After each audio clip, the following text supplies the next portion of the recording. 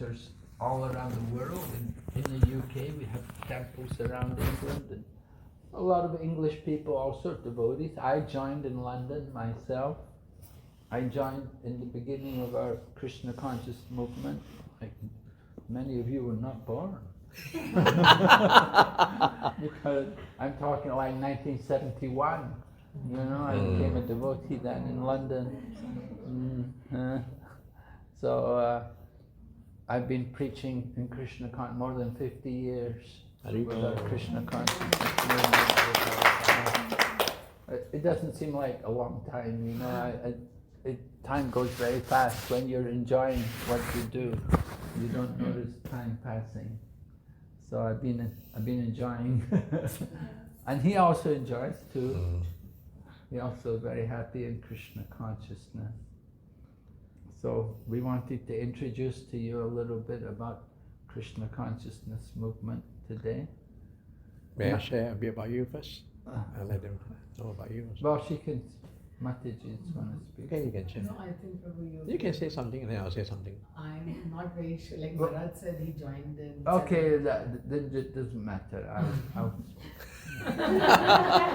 Mara is very humble. But now is the auspicious month in the year.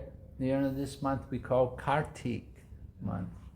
So just like you had Diwali a short time ago, and that's one of the festivals in the month of Kartik. And we also celebrated other festivals.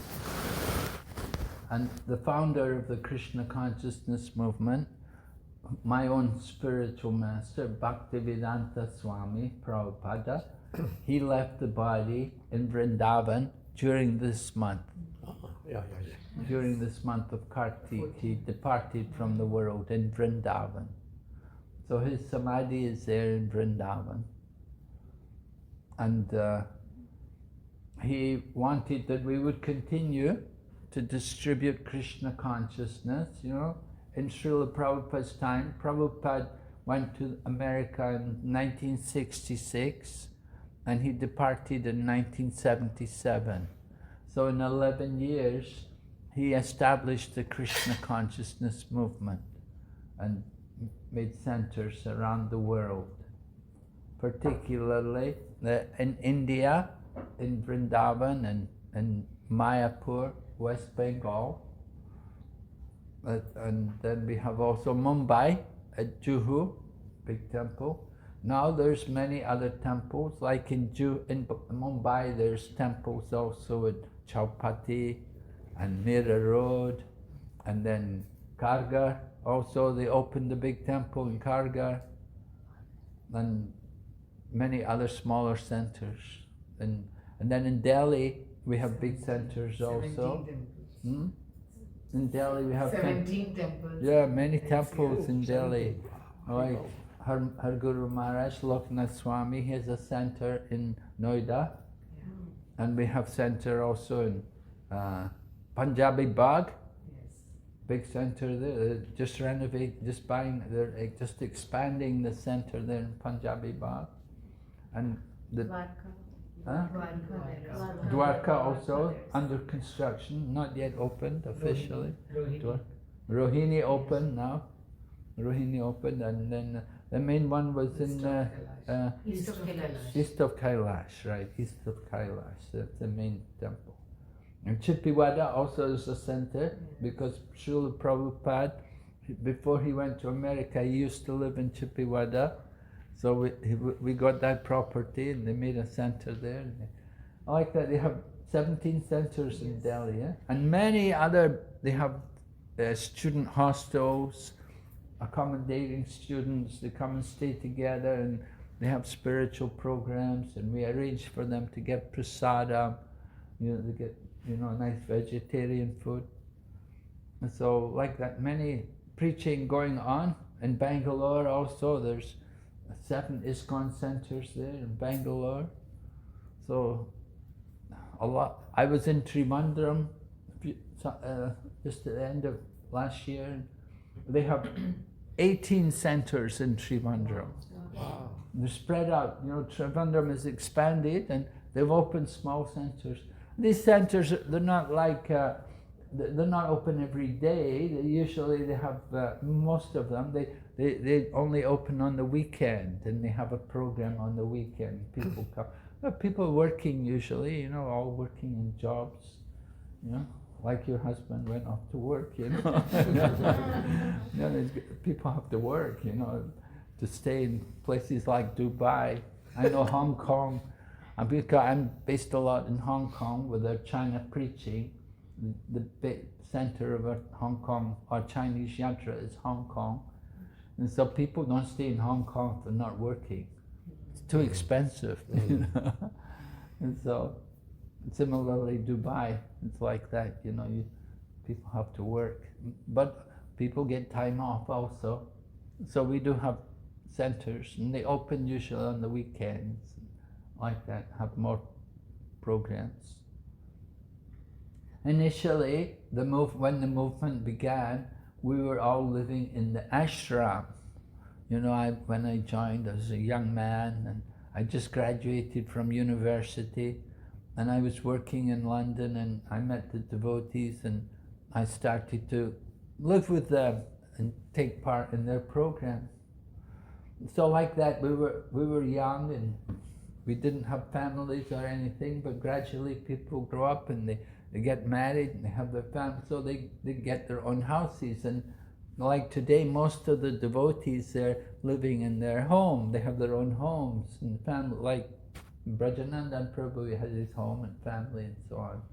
They don't live in the temple. And Srila Prabhupada also said, Prabhupada, who's the founder for the Krishna consciousness movement, he said when he was a young man, he had his family also.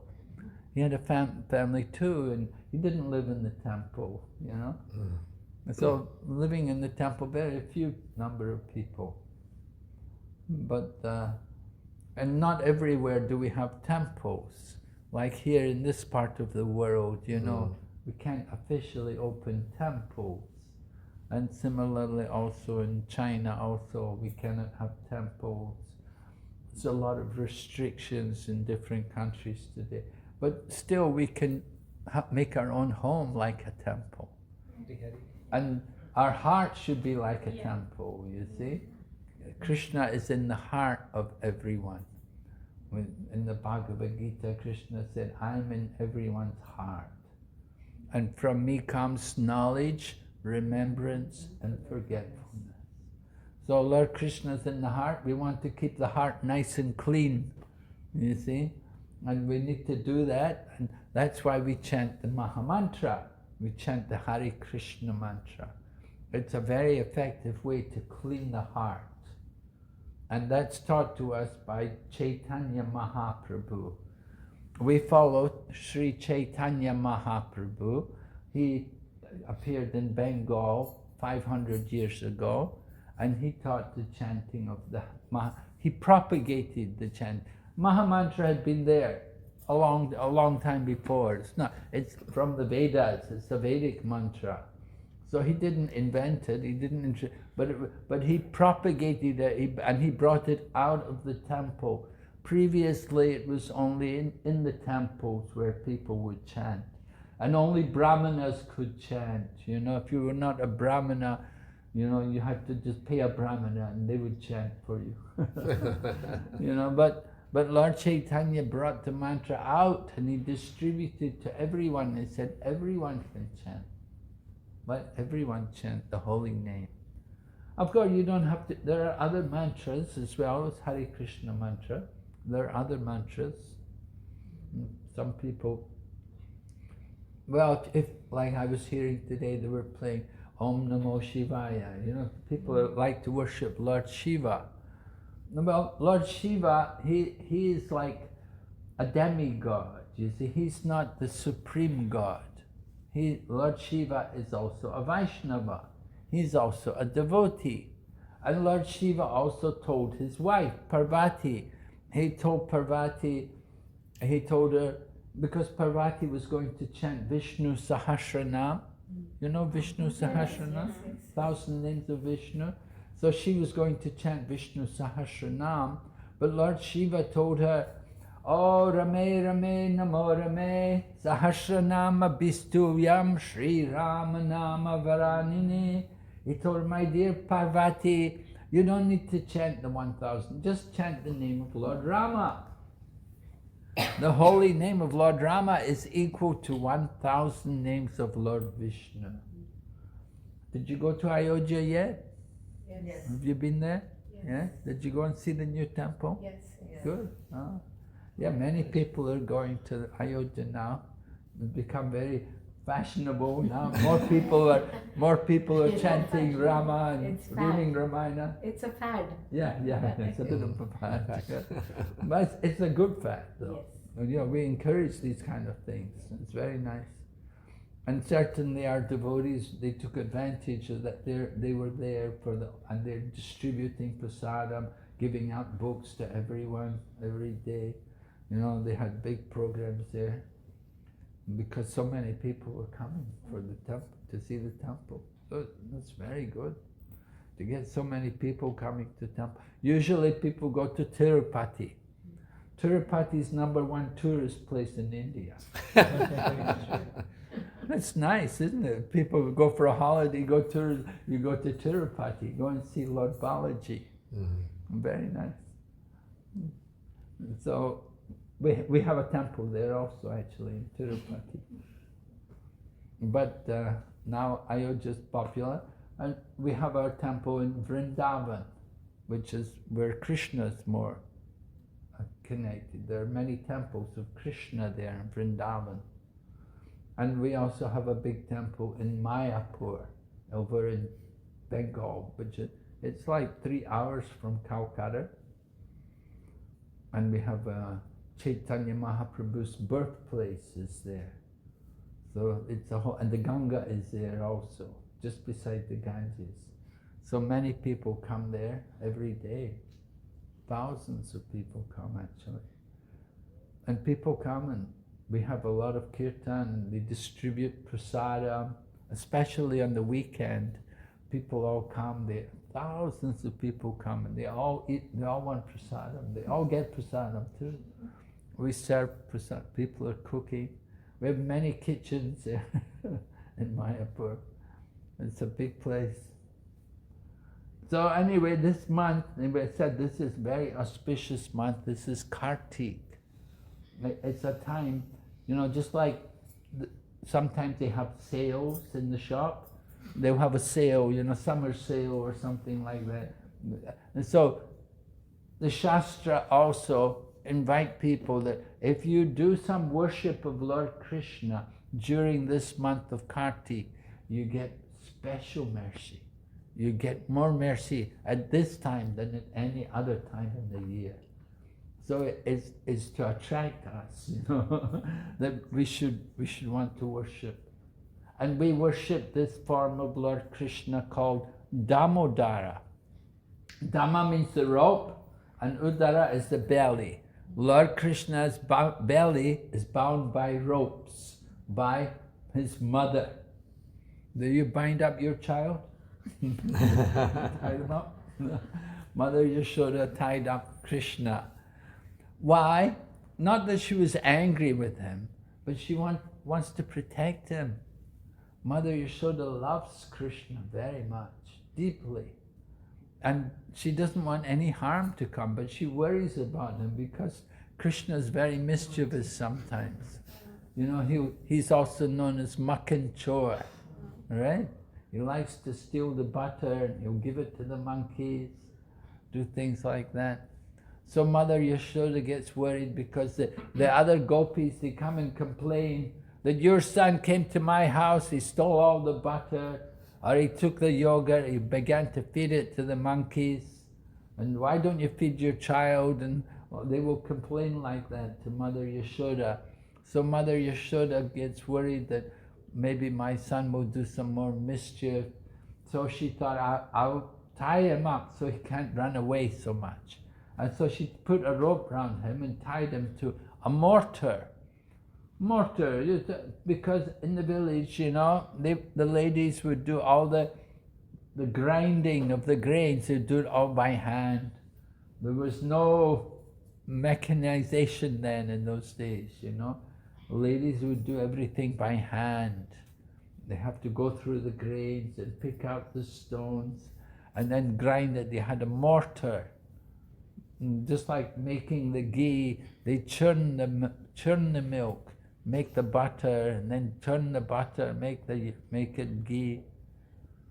So Mother Yashoda had this mortar, and she attached Krishna to the mortar, and he has a rope around him, and it's tied to this mortar. And Lord Krishna,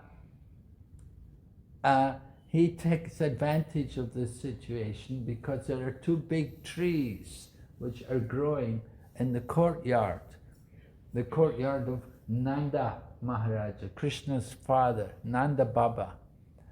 So there are two big trees, and Lord Krishna knows that these two trees are actually two demigods who have been cursed. They were cursed by Narada Muni. And Narada Muni put them into trees to correct their behavior. And he said, you'll be in the body of a tree until Lord Krishna comes there, and he will deliver you. So Lord Krishna knew that Narada had said like this. So Lord Krishna, he likes to fulfill the words of his devotees, because Narada had said like this. So Krishna thought, my devotee Narada said, I have to do it. You see? So Krishna, although he's tied to the mortar, he uses the mortar to come between the two trees, and he pulls over the two trees. And from the two trees, two demigods come up. The big trees fall down, and from out of the tree come these golden, effulgent persons. They're actually the two sons of Kuvera. And one is called Nala Kuvera, and the other is Manigriva. And you know, they had become degraded. Although they were sons of Kuvera, they were in the heavenly planets, they were intoxicating, and they were enjoying with the heavenly girls, and they were in the sacred place, in the holy place. So Narada Muni thought, I have to correct them, I have to change their mentality. So he cursed them to become trees, and they had to stand as trees. But it was a blessing, because they would be able to meet Lord Krishna. So Lord Krishna pulled over the trees, and they came out from the body. And then they see Lord Krishna, and they offer their obeisances to Krishna. Do you see God sometimes? If you see God, what will you do? Huh? If God comes before you, what will you do? Pronounce. Right? Bow down. Yeah. Give me a house in Dubai. we should offer some prayers, right? We should offer some prayers. Just like, and if you go to the temple, have you all been to ISKCON temple? Have you been there? Yeah.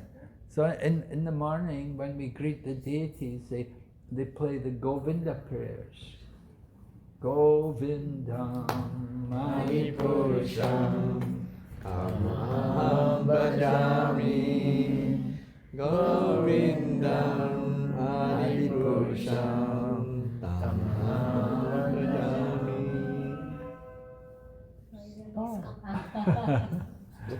So these Govinda prayers, this is Lord Brahma, and he's describing Lord Krishna. He said, I worship Govinda, who is adapted playing on the flute, with blooming eyes like lotus petals, whose head is bedecked with peacock feathers, whose figure of beauty is tinged with the hue of blue clouds, and whose unique loveliness is attracting millions of gopis, or goddesses of fortune, Lakshmis. They're all attracted by Krishna.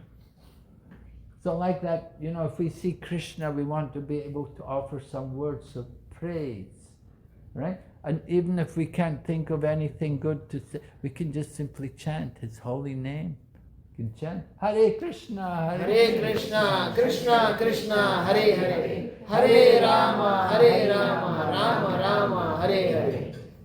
That is a nice way to greet Lord Krishna. He'll be very happy if we chant His holy name. So here in this month of Damodar, Kartik month, we're worshipping the Lord in this Damodar form, and we offer a lamp, we offer a light to Him. The lamp is significant. You know, Diwali, festival of light, we're welcoming the Lord. Lord Rama had been in exile. He'd been away in exile 14 years, now he's coming back. So everyone offers lamps to Lord Ramachandra. And Diwali, we welcome people to our home, we'll have lights everywhere. So where there is light, there is knowledge. Where there is darkness, there is ignorance. We say Krishna is like the sun, and Maya is like darkness. So wherever there is Krishna, there will be no Maya. Just like wherever there is light, there's no darkness. Right? Now it's light, so there's no darkness. So wherever Krishna is there can be no Maya. Maya means the illusion. The illusion, the forgetfulness of our true self. All right? The ignorance. We forget who we are, why we're here, where we're going. So by chanting Hare Krishna mantra and by worshipping Lord Krishna, we put on the light, we awaken the knowledge of our real self, our spiritual identity. It's important for all of us to have some kind of prayers and spiritual practice, because, you know, we're all spiritual beings, we're all souls, but we're living in the material body. All right? The body is only the dress. Have you all read the Bhagavad Gita? Have you got a Bhagavad Gita? Did you bring any Bhagavad Gita? No? No? We have it home. You have it home? We have it here. Oh, I think good. they all have Bhagavad Gitas, right? Yeah. Yes, we You all all have. So in Bhagavad Gita, Lord Krishna describes, it's a Vachamsi Janani Yata Vihaya Navani Grinati Naroparani Tata Sharirani Jihaya Janani Anyani Samyati Navani. Just like we change the dress, the same way we change the body. When we're born, we have a baby's body. Where's the baby's body today? Body's grown, right? Change the body. We grow up, we become young, you go to school, you go to college, you get married, you have children, you get older. The body changes, but we are still the same. So the body's like the dress. Just like the dress wears out, you get a new dress. So the body wears out, we take a new body. We've had many bodies. I was saying, all right, when 1971, you were in a different body. Where were you? You don't know, right? You were in some other place, some other body. Now you're here, you have a lady's body and so on. But previously, you don't know, where were you? Maybe previous life you were a man. You were attached to a woman. Now you become a woman. That's the problem, you know. Whatever the mind focuses on will carry us to the next life. You see? And the Bhagavad Gita, Krishna explains about reincarnation. All right? Do you believe in reincarnation? Yes. Yeah, you should all believe in reincarnation. So, we have had many births. Now we're here in this body. Now you have also association with devotees, you have an opportunity to cultivate spiritual knowledge. The goal is to get out of the wheel of birth and death. To keep taking birth and dying, it's not very good. The danger is, now we have the human body, but next life, you don't know where you'll be. Somebody can be very rich. Next life, they can be an animal. It can be a dog in the street. We have to be very careful about how we use our time in this world, because time is very precious. Right? We have a Chanakya Pandit said, you can buy gold, but you cannot buy time. So time is very precious. We have to use it very carefully. And to make good use of our time, we have to understand how to get eternal benefit. Right? You want eternal, you don't want benefit for just a short time. You want eternal benefit. So you can get eternal, huh? Yeah, we can finish because we'll start with the Damodarati. Okay. Yeah. All right. Sorry Maharaj, because we have another program at 12 o'clock. So Maharaj spoke about that. So we should do Damodarati now. Right? Yes, Maharaj.